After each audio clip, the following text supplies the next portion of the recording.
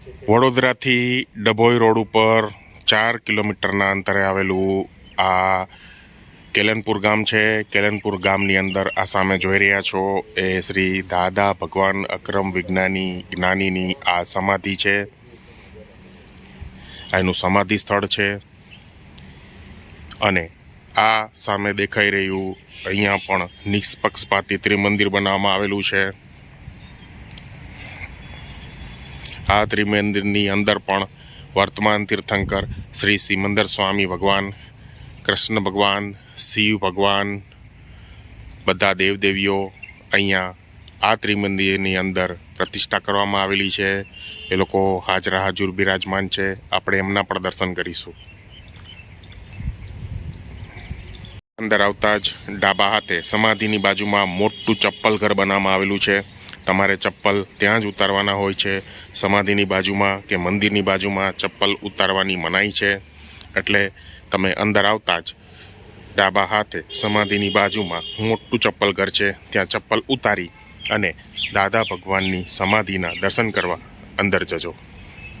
આ એનો main gate છે. અહીંથી અંદર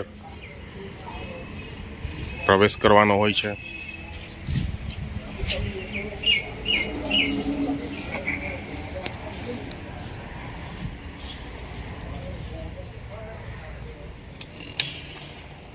આ સામે દેખાઈ રહ્યું છે એ અક્રમ વિજ્ઞાની શ્રી દાદા ભગવાનની આ સમાધિ સ્થળ છે.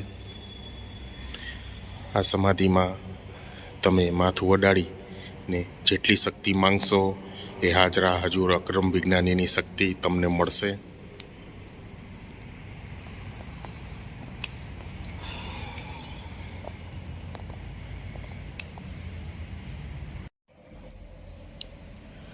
આ દાદા ભગવાનના પગલાં છે. એક્ઝેક્ટ સમાધિની ઉપર જ બનાવવામાં આવેલા છે. હાજરા હજુર અક્રમ વિજ્ઞાની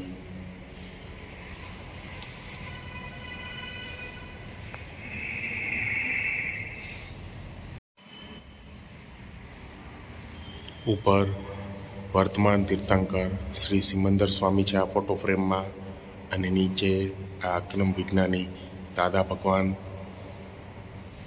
એની આ સમાધિ સ્થળ છે. એક્ઝેક્ટ સમાધિની બાજુની જગ્યામાં અહીંયા દાદા ભગવાનની ફોટો ફ્રેમ મૂકવામાં આવેલી છે અને એની ઉપર વર્તમાન તીર્થંકર શ્રી સિમંદર સ્વામી ભગવાન બિરાજમાન છે. સમાધિની અંદરનો ભાગ, સમાધિની અંદરનો ભાગ પણ બહુ મોટો વિશાળ બનાવવામાં આવેલો છે કે દાદા ભગવાનની સમાધિની સામે તમે બેસીને અહીંયા પ્રાર્થના, શક્તિ, ભક્તિ બધું કરી શકો. એ રીતની વ્યવસ્થા અહીંયા આ દાદા ભગવાન સમાધિમાં બનાવવામાં આવેલી છે. સાથે સાથે આ પ્રેમાઇસીસમાં અહીંયા ત્રિમંદિર પણ છે અને ભોજનશાળા પણ છે કે જેથી બહારથી આવનાર દર્શનાર્થીને અહીંયા મંદિરમાં દર્શન અને ભોજન કરવું હોય તો ભોજન પ્રસાદ પણ ભોજનશાળામાં અહીંયા ઉપલબ્ધ હોય છે.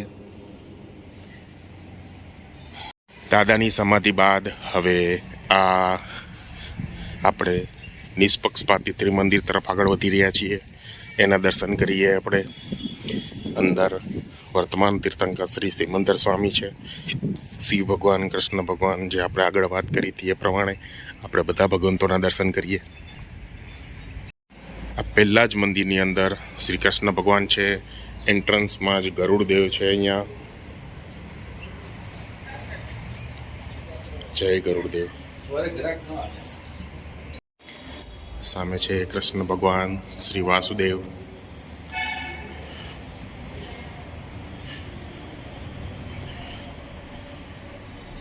હાજરા હજુર કૃષ્ણ ભગવાન છે.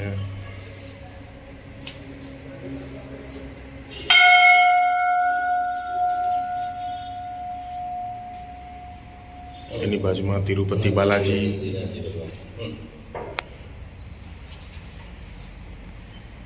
નીચે લાલા છે. આ બાજુ શ્રીનાથજી ભગવાન, કૃષ્ણ ભગવાનની બાજુમાં જમણા હાથે શ્રી ભદ્રકાળી માતાજી છે. જય ભદ્રકાળી માતાજી.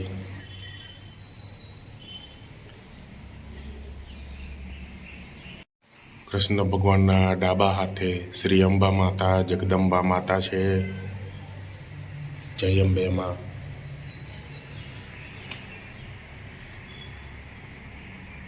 આ કૃષ્ણ ભગવાન મંદિરના અંદરનો ભાગ છે. એની કોતરણી કલરફુલ અહીંયા બનાવવામાં આવેલી છે. દિવાલમાં બધા કૃષ્ણ ભગવાનના પ્રસંગો કંડારેલા છે.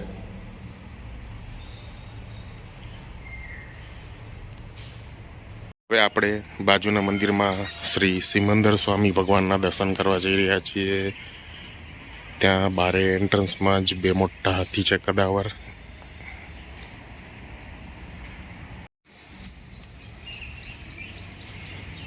આ મંદિરની અંદર વર્તમાન તીર્થંકર શ્રી સિમંદર સ્વામી ભગવાન હાજરા હજુર છે. અહીંયા આ સામે વર્તમાન તીર્થંકર શ્રી સિમંદર સ્વામી હાજરા હજુર છે. પ્રત્યક્ષ પ્રગટ પરમાત્મા સામે બિરાજમાન છે.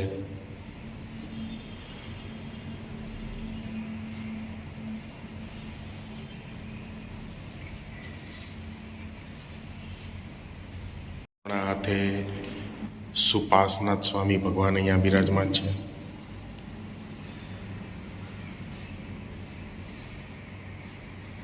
અને ડાબા હાથે શ્રી પદ્મનાભ પ્રભુ છે.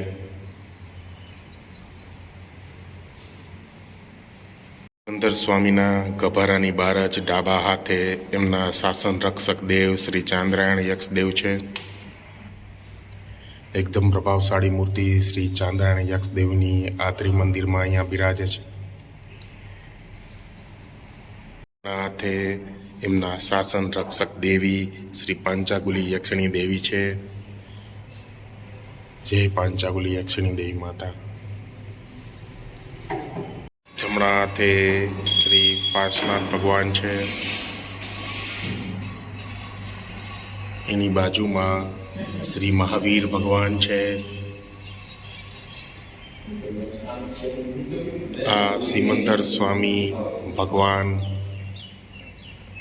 ત્રિમંદિરનો અંદરનો ભાગ. એમાં અહીંયા આ પદ્માવતી માતાની ડેરી બનાવવામાં આવેલી છે. જય શ્રી પદ્માવતી દેવી માતા. હાજરા હજુર પદ્માવતી માતા અહીંયા પ્રગટ બેઠા હોય એવા પદ્માવતી માતા અહીંયા બિરાજમાન છે.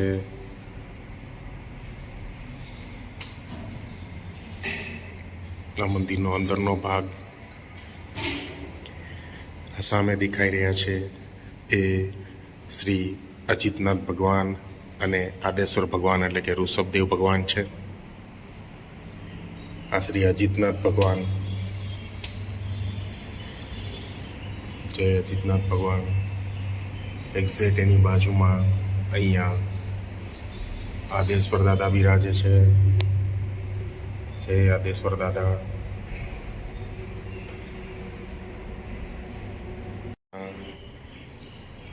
છેલ્લે ખૂણાની સાઈડમાં શ્રી ચક્રેશ્વરી દેવી માતા જે ઋષભદેવ ભગવાનના શાસન રક્ષક દેવી માતા છે. એ પણ અહીંયા હાજરા હજુર એક્ઝેક્ટ પદ્માવતી દેવી માતાની સામે છે. જય ચક્રેશ્વરી દેવી માતા.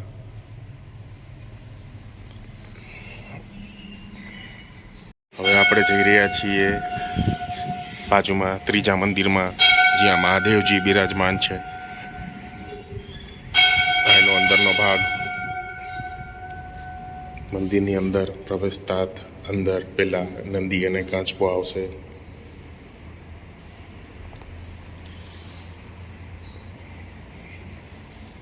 અને સામે મહાદેવ છે.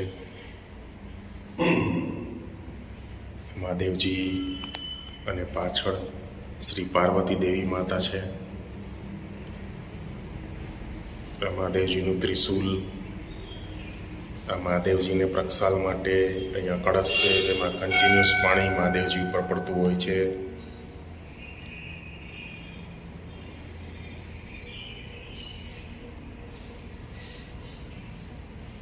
જય મહાદેવ. જીની બાજુમાં જ જમણા હાથે શ્રી ગણપતિ બાપા અહીંયા બિરાજમાન છે. જય ગણપતિ બાપા. સાથે શ્રી હનુમાનજી અહીંયા બિરાજમાન છે. હાજરા હજુર હનુમાનજી અહીંયા બિરાજમાન છે. જય બજરંગબલી. આ મહાદેવજી મંદિરનો અંદરનો ભાગ છે. એકદમ કલરફુલ કોતરણીથી ભરપૂર મહાદેવજીના અલગ અલગ પ્રસંગો પણ આ મંદિરની અંદર દીવારમાં કંડારવામાં આવેલા છે.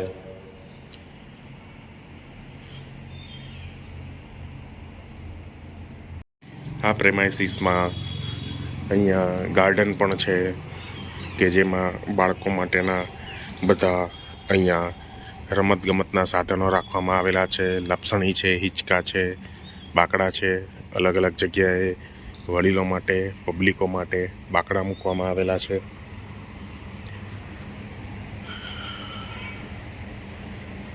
આ ત્રિમંદિરનો આખો લુક છે.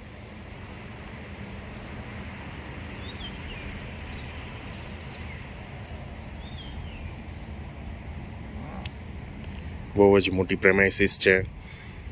શાંત વાતાવરણ, એકદમ કુદરતી વાતાવરણની અંદર આવેલું આ ત્રિમંદિર છે. કેલનપુરમાં આવેલી દાદાની સમાધિ કહેવાય. એમાં જ આ ત્રિમંદિરની અહીંયા રચના કરવામાં આવેલી છે. અને સાથે સાથે અહીંયા ભોજનશાળા, પાર્કિંગની પણ સુવિધા ઉપલબ્ધ છે. દાદા ભગવાન સમાધિનો બહારનો ભાગ છે. એકદમ જોરદાર લાગતી આ સમાધિ છે.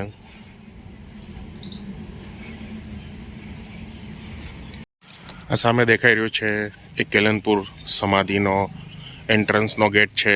એની બહાર જે તમે હાઈવે જોઈ રહ્યા છો એ બરોડાથી ડભોઈ જતો હાઈવે છે. બરોડાથી ડભોઈ જતા હાઈવે ઉપર 3.8 કિલોમીટરની અંદર આવેલી આ દાદા ભગવાન સમાધિ અને ત્રિમંદિર છે, જે ડભોઈ રોડ ઉપર બરોડાથી નીકળતા ડાબા હાથે આવે છે. એન્ટ્રન્સમાં જ અહીંયા મોટી પાણીની પરબ છે, જ્યાં તમને પીવાનું વ્યવસ્થિત પાણી અહીંયા અવેલેબલ હોય છે.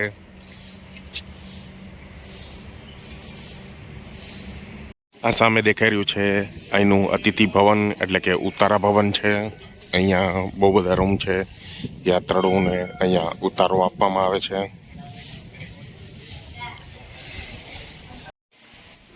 આ બધા રૂમ્સ છે.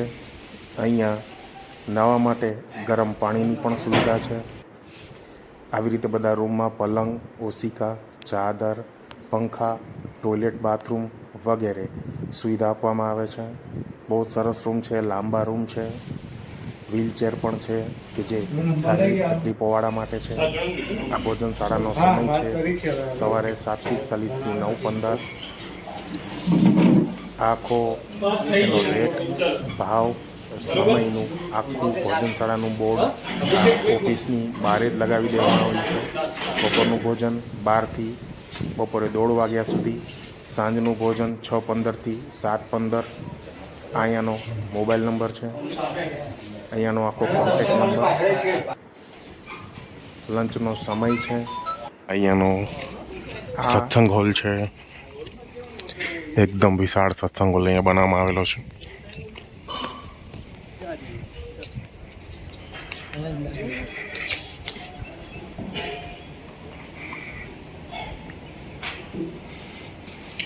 બહુ જ હ્યુજ લાંબો આ સત્સંગ હોલ છે. ઓછામાં ઓછા 2000 થી 2200 લોકો આમાં આરામથી બેસીને સત્સંગ કરી શકે એવડો મોટો હોલ બનાવવામાં આવેલો છે.